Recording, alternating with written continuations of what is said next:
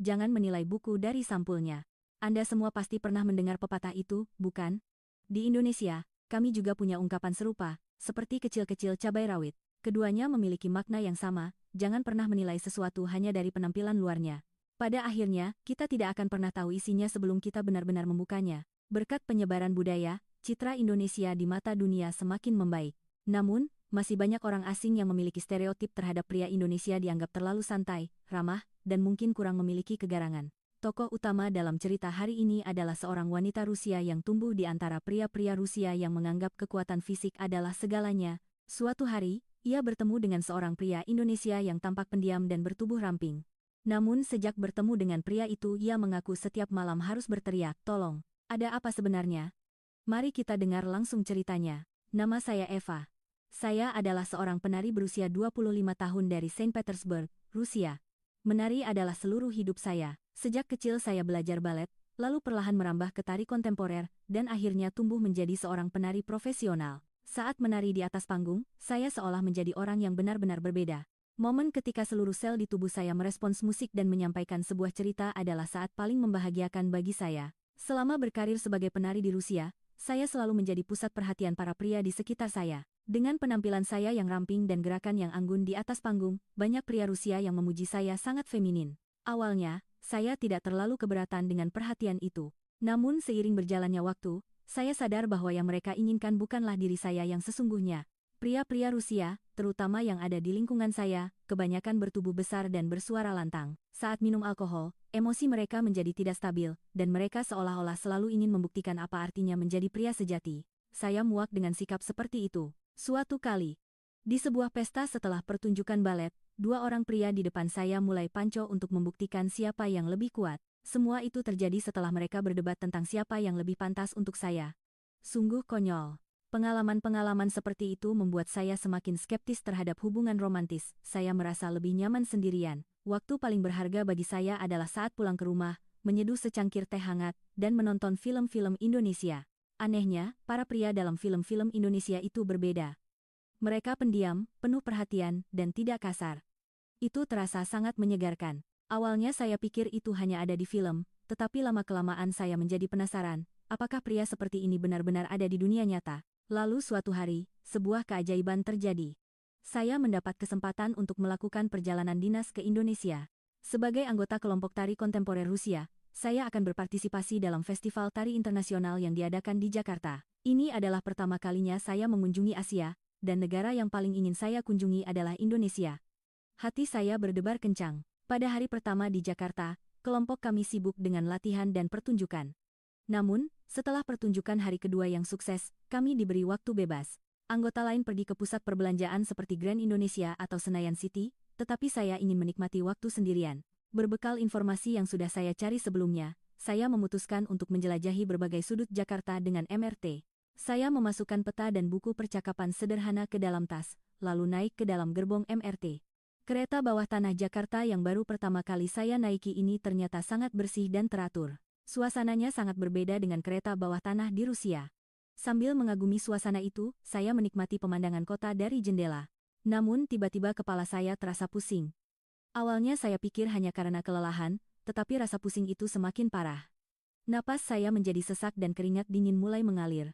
Gejala anemia ini memang sesekali saya alami, tetapi kali ini datang begitu tiba-tiba sehingga saya panik. Akhirnya, saya turun di stasiun berikutnya dan terduduk lemas di bangku. Pandangan saya kabur dan telinga saya berdengung. Saya merasa hampir pingsan. Saat itulah, saya samar-samar melihat seseorang berjongkok di hadapan saya. Dia seorang pria. Pria Indonesia bertubuh cukup tinggi dengan penampilan yang rapi dan bersih. Dia mengetik sesuatu di ponselnya lalu menunjukkannya kepada saya. Itu adalah aplikasi penerjemah. Apakah Anda baik-baik saja? Tertulis dalam bahasa Indonesia dan Rusia di layar. Sepertinya dia langsung tahu saya orang Rusia dari penampilan saya. Saya hanya bisa mengangguk lemah. Pria itu kemudian mengeluarkan sebotol air mineral dari tasnya dan memberikannya kepada saya. Dia juga menyodorkan sebatang coklat kecil. Tampaknya dia tahu bahwa makanan manis bisa membantu penderita anemia. Meskipun saya harus berhati-hati menerima makanan dari orang asing di negeri orang, tatapan matanya yang tulus membuat saya tidak bisa menolak. Setelah minum air dan memakan coklat itu, kesadaran saya perlahan pulih. Dia bertanya melalui aplikasi, perlu ke rumah sakit. Saya menggelengkan kepala dan menjawab, tidak apa-apa, terima kasih. Saya punya anemia, kadang-kadang memang seperti ini.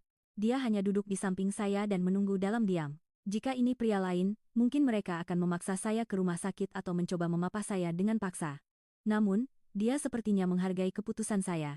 Setelah merasa sedikit lebih baik, saya mengucapkan terima kasih kepadanya. Kemudian, dengan memberanikan diri, saya bertanya, kalau boleh tahu, bisakah Anda merekomendasikan tempat yang bagus untuk dikunjungi di Jakarta? Dia berpikir sejenak, lalu mengetik di aplikasi. Bagaimana jika saya antar langsung? Hari ini saya punya waktu luang. Anehnya, tawaran itu sama sekali tidak membuat saya merasa tidak nyaman. Justru saya merasa lega. Meskipun baru pertama kali bertemu, saya merasa bisa mempercayainya. Dia tampak pendiam, tetapi entah kenapa memberikan kesan yang sangat bisa diandalkan. Tatapan matanya tajam dan terlihat tulus.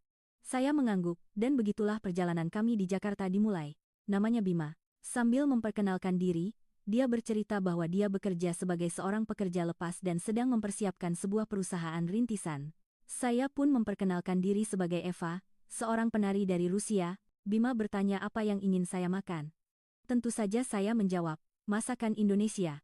Dia lalu membawa saya ke sebuah restoran sederhana di dekat situ. Menu yang disajikan adalah nasi dengan sate ayam, gado-gado, dan berbagai lauk pauk lainnya. Saya benar-benar jatuh cinta pada rasa masakan Indonesia yang baru pertama kali saya cicipi. Selama makan, kami bercakap-cakap menggunakan aplikasi penerjemah secara bergantian.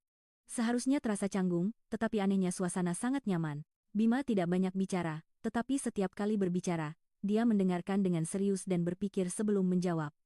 Dia tidak suka membual atau pamer seperti pria-pria Rusia yang saya kenal. Setelah makan, kami pergi ke sebuah kedai kopi di dekat situ. Di sana, kami bercerita lebih banyak lagi. Saya menceritakan tentang kehidupan saya sebagai penari di Rusia dan bagaimana saya mulai menyukai film-film Indonesia. Dia menjelaskan tentang pekerjaannya dan budaya Indonesia. Di tengah percakapan, Bima berkata sambil tersenyum. Sebenarnya, belakangan ini saya juga sedang merasa sedikit jenuh. Bertemu dengan wanita secantik Anda memberi saya alasan untuk beristirahat. Kata-kata itu membuat jantung saya berdebar untuk pertama kalinya. Candanya berbeda dari pujian murahan pria-pria Rusia. Rasanya tulus. Dengan memberanikan diri, saya berkata, kalau begitu, jadilah pemandu saya selama 3 hari ke depan. Saya sendiri terkejut dengan ucapan saya. Biasanya saya tidak akan pernah mengatakan hal seperti itu. Tetapi entah kenapa, saya ingin menghabiskan lebih banyak waktu dengan pria ini. Bima tampak terkejut sejenak, tetapi kemudian dia tersenyum dan mengangguk, dengan senang hati. Akan saya tunjukkan semua tempat terbaik di Jakarta. Maka selama 3 hari berikutnya, kami menjelajahi Jakarta bersama. Dari keindahan klasik kota tua hingga suasana modern di kawasan SCBD dan Senopati, Bima menunjukkan kepada saya berbagai wajah Jakarta. Kami juga makan jajanan di warung-warung kecil di pinggir jalan dan berjalan-jalan santai di Taman Suropati. Momen saat kami naik ke puncak Monas dan memandang gemerlap lampu kota Jakarta di malam hari menjadi kenangan yang paling tak terlupakan. 3 hari berlalu begitu cepat. Saat waktu kepulangan saya semakin dekat, kami berdua merasa berat untuk berpisah. Pada malam terakhir, Bima mengantar saya sampai ke hotel. Sebelum berpisah, kami bertukar nomor kontak. Pastikan Anda datang lagi ke Indonesia, katanya. Saya janji akan datang lagi, jawab saya. Setelah kembali ke Rusia, setiap hari saya merindukan Indonesia, terutama waktu yang saya habiskan bersama Bima. Kami sesekali bertukar pesan, tetapi itu saja tidak cukup. Baik di ruang latihan maupun saat di atas panggung, pikiran saya selalu tertuju padanya. Setelah bertemu langsung dengan pria Indonesia di dunia nyata, bukan di film, rasa penasaran saya semakin besar. Akhirnya saya membuat keputusan. Saya harus pergi ke Indonesia. Dengan jadwal kelompok tari saya, kesempatan untuk kembali ke Indonesia tidak akan datang dengan mudah. Jadi, saya mulai mencari cara lain. Saya mencari informasi tentang studi di Indonesia melalui internet, mencari sekolah yang menawarkan program tari atau bahasa. Setelah berhari-hari menimbang, saya mendaftar ke program tari di Institut Kesenian Jakarta, IKJ. Dan beruntungnya, saya diterima. Itu adalah kesempatan untuk belajar tari kontemporer selama 6 bulan di Indonesia sambil merasakan budayanya. Tanpa ragu, saya menerimanya. Ketika saya memberitahukan kabar ini kepada orang tua saya, awalnya mereka khawatir, tetapi melihat tekad saya yang kuat, mereka akhirnya mendukung.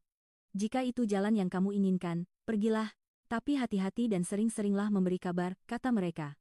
Maka, saya kembali menaiki pesawat menuju Indonesia. Hati saya dipenuhi kegembiraan dan kegugupan. Kehidupan baru di negeri orang, dan yang terpenting, harapan untuk bisa bertemu kembali dengan Bima membuat saya sangat bersemangat. Saya punya firasat bahwa ini bukan sekadar perjalanan biasa, melainkan awal dari babak baru dalam hidup saya. Dan firasat itu ternyata benar. Setibanya di Jakarta, hati saya dipenuhi kegembiraan dan rasa gugup. Hal pertama yang saya lakukan adalah menghubungi Bima. Begitu saya mengirim pesan, dia langsung membalas. Kami sepakat untuk bertemu malam itu. Beberapa jam kemudian, kami bertemu kembali di depan kampus saya. Meskipun sudah beberapa bulan sejak pertemuan terakhir kami, rasanya seperti baru bertemu kemarin. Untuk menyambut kedatangan saya, Bima membawa saya ke sebuah restoran yang lezat. Saat kami mengobrol tentang kehidupan saya di Jakarta, saya bercerita bahwa saya belum menemukan tempat tinggal yang layak. Asrama mahasiswa terlalu sempit dan aturannya sangat ketat, membuat saya tidak nyaman. Lalu dengan ragu-ragu saya bertanya, "Kalau tidak merepotkan, bisakah kamu membantuku mencari kamar sewa yang bagus di sekitar sini?"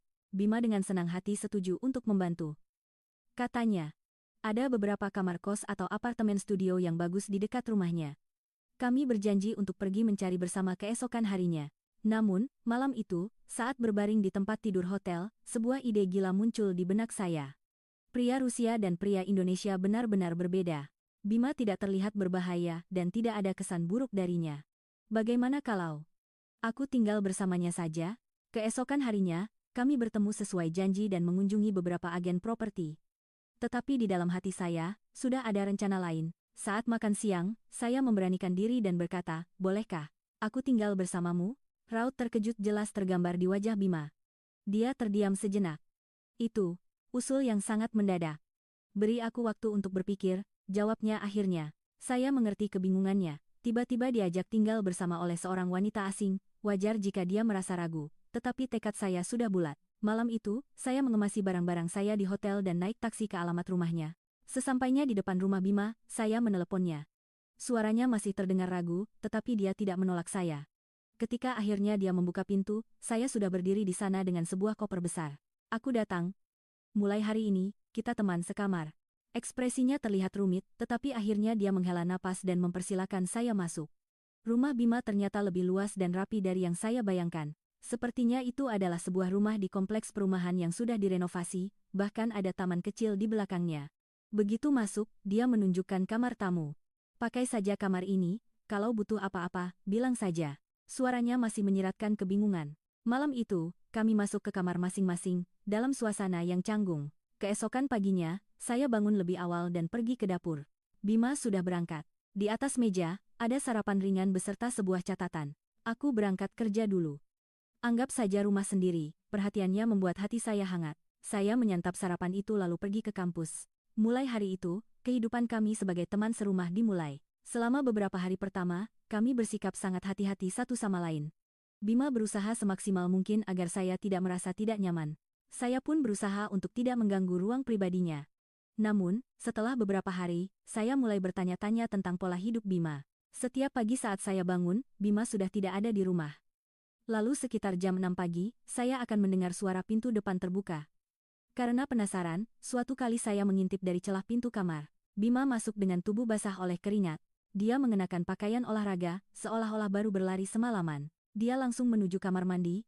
Dan setelah selesai mandi, dia keluar sebagai orang yang sama sekali berbeda. Berpakaian rapi, dengan aroma wangi yang lembut, dia duduk di depan laptopnya dengan ekspresi fokus dan mulai bekerja. Sambil diam-diam mengamatinya, rasa penasaran saya semakin besar. Setelah sekitar seminggu, saya memberanikan diri untuk bertanya, "Apakah kamu pergi ke suatu tempat setiap subuh?" Bima tampak terkejut sejenak, tetapi kemudian menjawab dengan tenang. "Oh, kedengaran, ya, aku lari pagi setiap hari. Sudah jadi kebiasaan." Jawabannya sederhana, tetapi saya merasa ada lebih banyak cerita di baliknya. Seiring berjalannya waktu, kehidupan kami bersama menjadi semakin alami. Saya kuliah tari, mempelajari tari kontemporer Indonesia, sementara Bima melanjutkan pekerjaannya dan persiapan bisnisnya. Di akhir pekan, kami menjelajahi berbagai tempat di Jakarta bersama dan bersenang-senang. Tanpa disadari, hubungan kami mulai berkembang lebih dari sekadar teman. Sekitar sebulan setelah kami tinggal bersama, suatu hari saya pulang lebih awal dari kampus. Saat masuk ke rumah, tercium aroma lezat dari dapur. Ternyata Bima sedang menyiapkan makan malam. "Hari ini aku coba buat soto ayam." "Kamu suka masakan Indonesia, kan?" katanya sambil tersenyum. Di meja makan sudah tertata rapi beberapa lauk lainnya. Kemampuan memasak Bima sangat luar biasa. Tidak hanya soto ayamnya, tetapi juga rendang daging sapi dan berbagai tumisan sayur, semuanya lezat. Aku kaget kamu sejago ini memasak, kata saya. Dia tertawa dan menjawab, sudah lama hidup sendiri, jadi terbiasa. Aku suka menyiapkan makanan sehat sendiri. Sejak hari itu, kami sering makan malam bersama. Bima selalu menyiapkan masakan Indonesia yang sehat, dan sesekali saya membalasnya dengan masakan Rusia. Namun, borscht atau blini buatan saya tidak seenak masakan Indonesia Bima yang kaya bumbu. Meskipun begitu, Bima selalu tersenyum dan berkata, enak sekali, yang membuat saya semakin penasaran adalah stamina Bima. Dia berlari setiap subuh, bekerja, dan terkadang pergi ke gym di malam hari. Namun, dia tidak pernah terlihat lelah, justru dia selalu tampak penuh energi. Setiap kali saya melewati kamarnya, tercium aroma wangi yang samar, yang sepertinya bukan dari parfum, melainkan aroma sehat dari tubuhnya. Suatu kali, saat saya sedang berlatih koreografi di rumah, pergelangan kaki saya sedikit terkilir. Bima segera mengompresnya dengan es dan membawakan obat. Setiap kali tangannya menyentuh kulit saya merasakan debaran aneh. Saat saya menari pun, dia selalu menonton dengan serius. Gerakanmu indah sekali, pujiannya membuat hati saya melambung. Suatu malam, kami duduk berdampingan di sofa sambil menonton film. Tiba-tiba saya penasaran dan bertanya, Bima, umurmu berapa? Dia ragu sejenak sebelum menjawab, 30. Saya terkejut. Saya berusia 25 tahun, jadi kami terpaut 5 tahun. Benarkah? Kukira kita seumuran, kata saya jujur. Di Rusia, pria berusia di atas 30 tahun kebanyakan sudah mulai mengalami kerontokan rambut dan perut buncit, tetapi Bima justru terlihat awet muda dan tubuhnya sangat kencang. Ini benar-benar sulit dipercaya. Bima tertawa dan berkata, ini berkat hidup teratur dan olahraga. Dulu aku anggota Kopassus, jadi kebiasaan itu terbawa sampai sekarang. Barulah saya mengerti dari mana datangnya stamina baja dan kehidupan disiplinnya. Tapi tetap saja, itu mengejutkan. Dia sangat berbeda dari pria-pria Rusia. Malam itu, saya berbaring di tempat tidur dan berpikir. Pria ini benar-benar istimewa. Pendiam tapi bisa diandalkan, kuat tapi penuh perhatian. Saya juga berterima kasih atas kebesaran hatinya yang mau menerima saya meskipun usul tinggal bersama itu sangat mendadak. Dan yang terpenting, berada di dekatnya membuat hati saya merasa damai. Seiring kehidupan bersama kami berlanjut, saya menyadari bahwa saya semakin tertarik padanya. Namun, saya hanyalah seorang teman sekamar, dan saya tidak tahu bagaimana perasaannya terhadap saya. Bima selalu baik, tetapi dia menjaga sikap sopan yang tidak melewati batas. Sikapnya yang seperti itu justru membuatnya semakin menarik. Seiring saya beradaptasi dengan kehidupan di Indonesia, saya semakin jatuh cinta pada budayanya. Saya juga mulai belajar sedikit demi sedikit bahasa Indonesia. Bima mengajari saya kalimat-kalimat sederhana dan selalu menyemangati saya. Pelafalan Eva, bagus. Pasti cepat bisa, katanya. Pujiannya membuat saya semakin bersemangat untuk belajar. Suatu hari, Bima berkata ada pertemuan di kantor dan dia pergi dengan mengenakan setelan jas. Saya belum pernah melihatnya berpakaian formal seperti itu, dan saya kembali terpesona oleh karisma maskulinnya. Dia terlihat sangat gagah. Sepanjang hari itu, bayangannya tidak bisa hilang dari pikiran saya. Ketika dia pulang malam harinya, saya memberanikan diri bertanya, bagaimana pertemuan hari ini? Dia tampak lelah tetapi tersenyum. Berjalan lancar, aku bertemu dengan investor, dan tanggapan mereka positif, jawabnya. Saya penasaran bisnis apa yang sedang dia persiapkan, tetapi dia selalu menghindari pembicaraan detail. Mungkin dia berhati-hati untuk tidak membicarakan rencana yang belum pasti. Di dalam hati saya, sebuah keyakinan semakin tumbuh. Pria ini istimewa, berbeda dari semua pria yang pernah kutemui di Rusia. Kepercayaan dirinya yang tenang, ketekunannya, dan perhatiannya, semua itu memikat saya. Dan yang terpenting, tubuh dan aroma sehatnya membuat saya berdebar. Menjelang 2 bulan kami tinggal bersama, saya mengambil keputusan. Saya tidak bisa terus menjadi teman sekamar biasa. Saya semakin tergila-gila pada pria ini. Entah bagaimana, saya harus mendapatkan hatinya. Tetapi bagaimana caranya? Dia selalu sopan dan menjaga jarak. Sepertinya dia tidak menyadari perasaan saya. Malam itu, saya berbaring di tempat tidur dan menyusun sebuah rencana. Senjata yang saya miliki hanya satu, tarian. Bagaimana jika aku menunjukkan pesonaku sebagai seorang penari? Memikirkan itu saja sudah membuat jantung saya berdebar. Saya mulai menyusun koreografi di dalam kepala. Sekarang giliranku. Sudah waktunya untuk meluluhkan hati pria tangguh ini. Sesuai rencana, malam itu saya melakukan persiapan khusus. Saya mengerahkan semua teknik yang saya miliki sebagai penari dan merancang koreografi untuk memikatnya. Saya memilih hari Jumat, hari di mana Bima biasanya pulang larut. Saya meredupkan lampu dan menyiapkan musik yang syahdu. Lalu, saya memilih kostum panggung yang paling sensual yang saya miliki. Pukul 9 malam, akhirnya pintu depan terbuka. Terdengar suara Bima masuk. Eva, panggilnya sambil berjalan ke arah ruang tengah. Ketika saya tidak menjawab, dia masuk dengan hati-hati. Dan pada saat itu, musik yang telah saya siapkan mulai mengalun. Saya mulai menari. Awalnya lembut dan anggun, lalu perlahan berubah menjadi semakin energik dan penuh gairah. Bima duduk membeku di sofa, menatap saya. Saya bisa melihat sorot kaget dan kagum silih berganti di matanya. Merasakan tatapannya, saya menari dengan lebih bersemangat. Ketika gerakan terakhir selesai dan musik berhenti, yang tersisa di ruangan itu hanyalah deru napas kami. Saya perlahan mendekatinya. Mata Bima membelalak. Saya berlutut di hadapannya dan berbisik, "Bagaimana?" Bima menatap saya dalam diam, lalu perlahan mengulurkan tangannya dan menangkup wajah saya. Tangannya terasa hangat. Sangat indah, akhirnya dia bersuara. Ada getaran dalam suaranya yang belum pernah saya dengar sebelumnya. Malam itu, kami untuk pertama kalinya saling membuka hati. Bima memeluk saya dengan lembut, dan saya merasa aman dalam dekapannya. Dadanya jauh lebih bidang dari yang saya bayangkan, dan otot-ototnya yang terasa dari balik kemeja keras seperti batu. Namun, kejutan sebenarnya datang setelah itu. Dengan berani, saya mulai membuka kancing kemejanya satu persatu. Bima tidak menghentikan saya. Ketika kemejanya jatuh ke lantai, saya menahan napas. Tubuhnya bagaikan sebuah patung pahatan. Otot-otot yang terbentuk sempurna berkilauan di bawah cahaya temaram. "Aku kan sudah bilang, dulu aku di Kopassus," katanya sambil tersenyum malu. Mendengar itu, saya tanpa sadar berteriak, "Pantas saja tubuhmu keras sekali." Kami tertawa bersama, dan dalam tawa itu semua ketegangan mencair. Malam itu adalah malam paling istimewa dalam hidup saya. Kekuatan Bima, yang diimbangi dengan kelembutannya, benar-benar membuat saya takluk. Staminanya sebagai mantan anggota pasukan khusus benar-benar luar biasa. Sepanjang malam, saya berulang kali berteriak, "Tolong! Tolong!" Tentu saja, setengah bercanda, tetapi juga setengah serius. Ketika saya membuka mata di pagi hari, Bima sudah bangun. Dia sedang menyiapkan sarapan di dapur. Dengan senyum bahagia, saya menghampirinya. "Selamat pagi. Boleh aku jadi pacarmu?" tanya saya. Sebagai jawaban, dia hanya memeluk saya erat. Sejak hari itu, kami resmi menjadi sepasang kekasih. Meskipun sebenarnya, mungkin hati kami sudah terhubung jauh sebelum itu. Kehidupan kami sebagai teman serumah menjadi jauh lebih manis.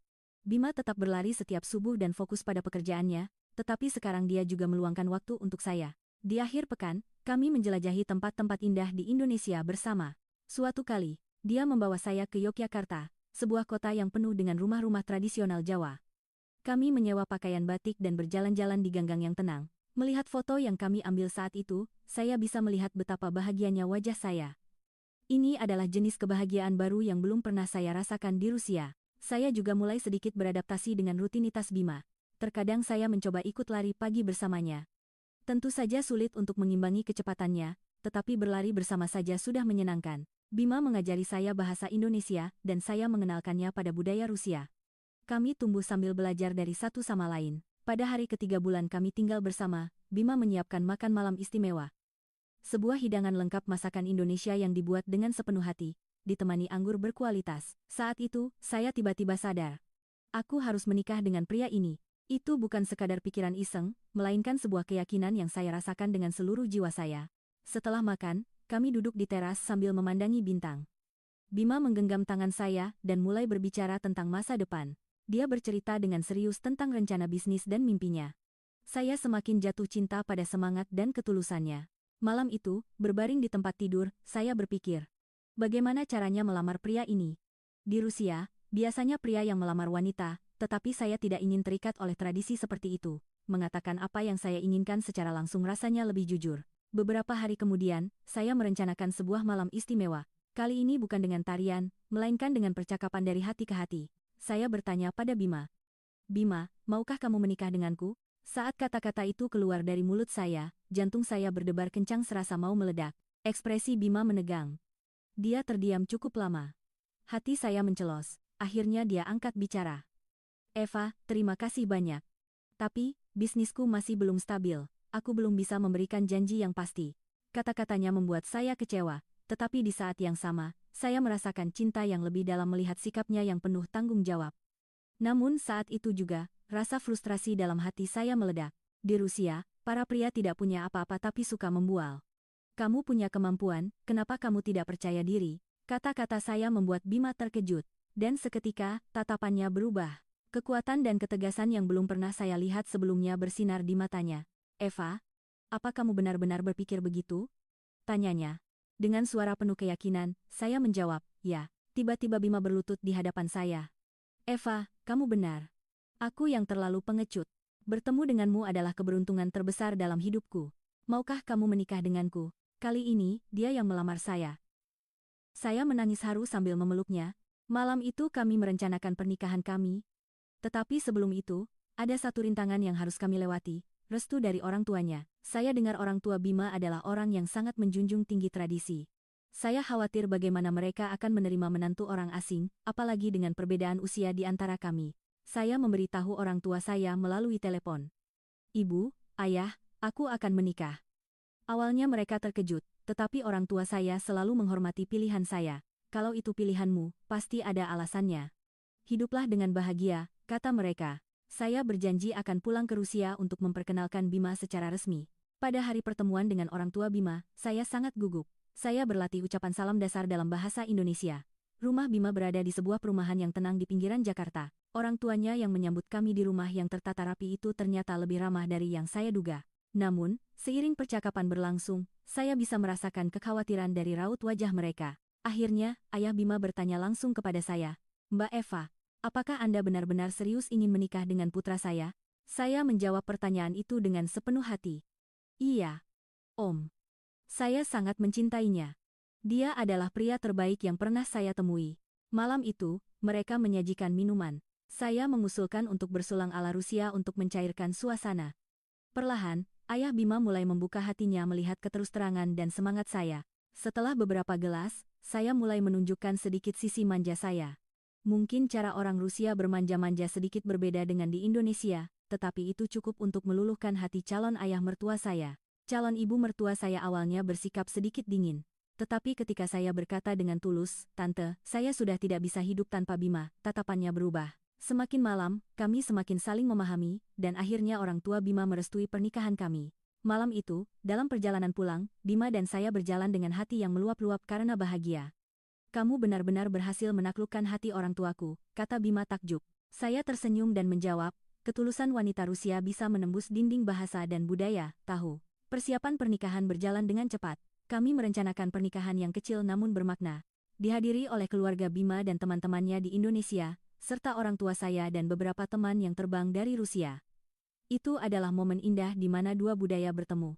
Malam sebelum pernikahan, saya bertanya pada Bima, kenapa kamu memilihku? Dia berpikir sejenak lalu menjawab, karena kejujuran dan semangatmu. Dan yang terpenting, karena tatapan matamu yang percaya pada potensiku. Kata-kata itu sekali lagi meyakinkan saya bahwa saya telah membuat pilihan yang tepat. Pada hari pernikahan, saya mengenakan gaun pengantin yang indah. Bima terlihat sangat tampan dengan tuksedonya. Saat kami saling bertatapan, semua kata seolah terangkum dalam tatapan itu. Cinta, kepercayaan, dan harapan akan masa depan bersama. Setelah upacara selesai dan kami kembali ke rumah, saya tiba-tiba menyadari.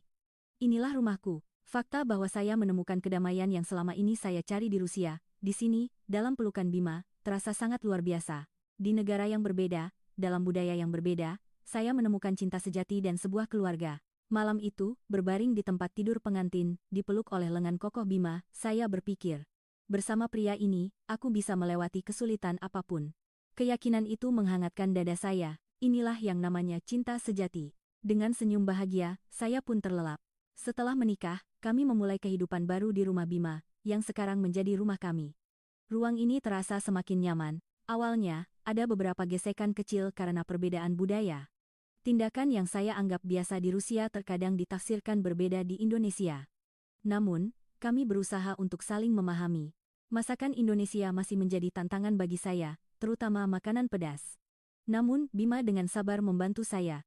Awalnya saya tidak terlalu suka sambal, tetapi setelah mencoba berbagai jenis, sekarang saya suka menyantapnya dengan nasi hangat. Dia juga perlahan-lahan menyesuaikan tingkat kepedasan kari ayam yang dibuatnya untuk saya.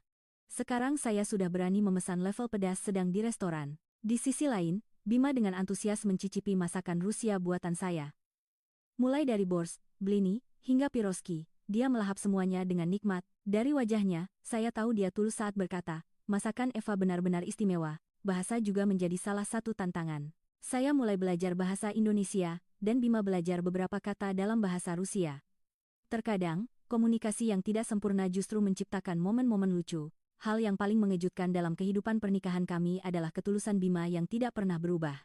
Dia tetap bangun subuh untuk berlari dan melakukan yang terbaik dalam pekerjaan serta persiapan bisnisnya. Terkadang, kehidupannya yang teratur terasa sedikit membebani bagi saya yang terbiasa hidup lebih bebas di Rusia. Namun semangat dan dedikasinya memberikan pengaruh baik bagi saya.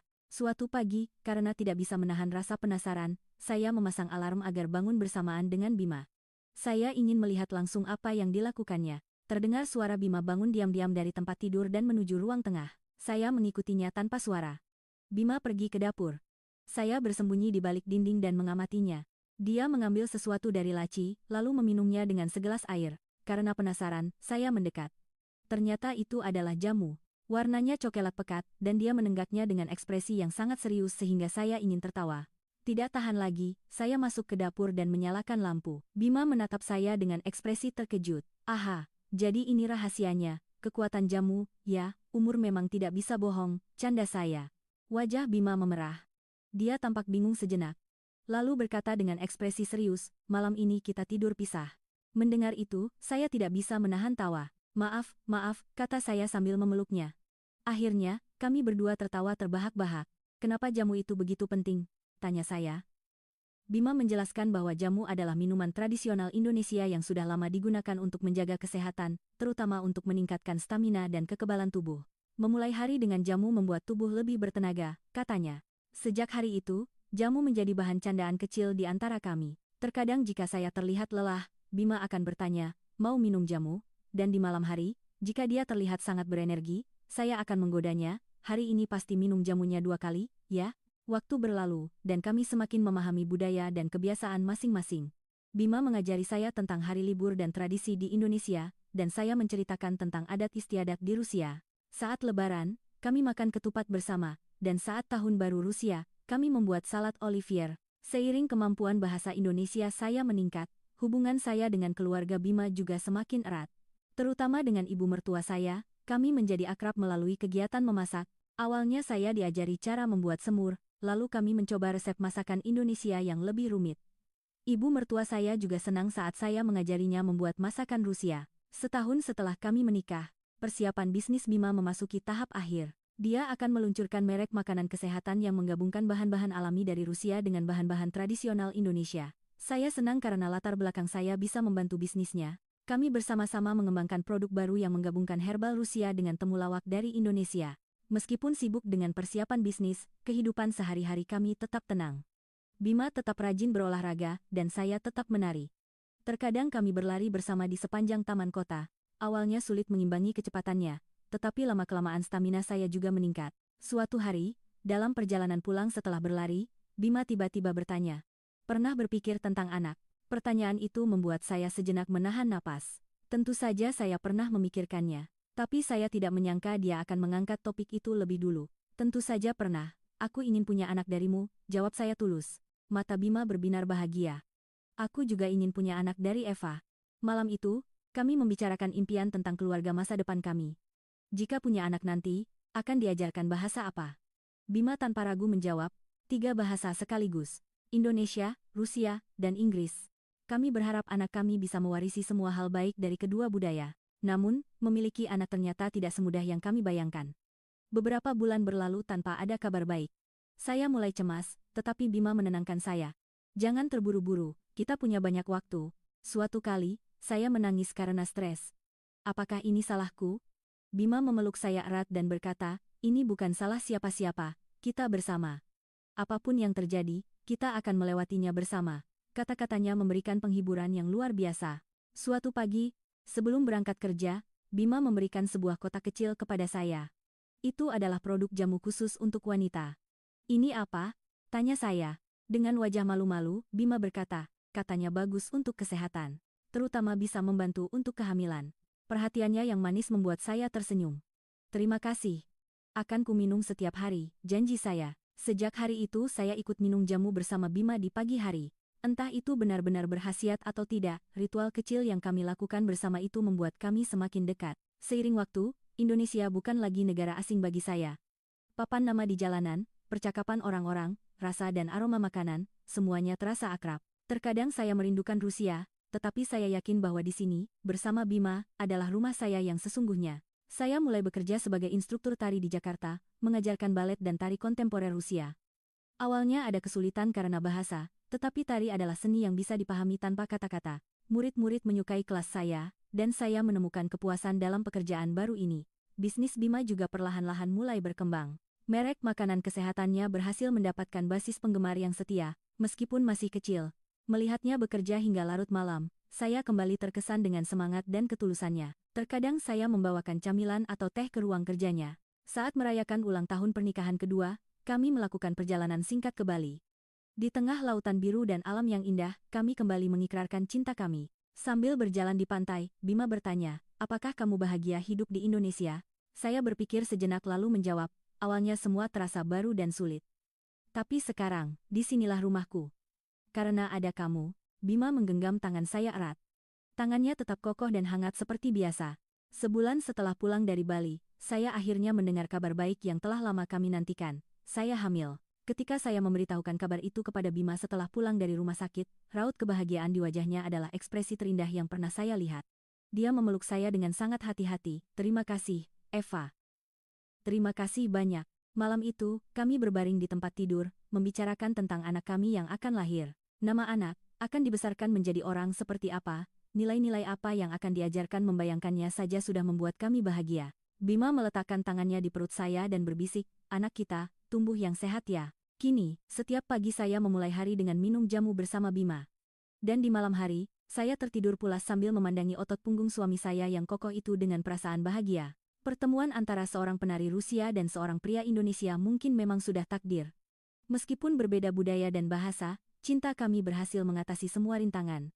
Hari ini pun, saya menjaga kesehatan agar bisa segera memiliki anak sebelum suami saya menua. Meskipun di usianya yang pertengahan 30-an dia masih sehat dan energik seperti pemuda 20-an, keinginan saya untuk membangun keluarga secepatnya sangat besar. Pria Indonesia, terutama suami saya, ternyata jauh lebih luar biasa kuat dari yang saya kira. Kudengar udara di Bali sangat bagus untuk program kehamilan, mungkin kami harus merencanakan perjalanan ke sana lagi. Tolong doakan kami, ya.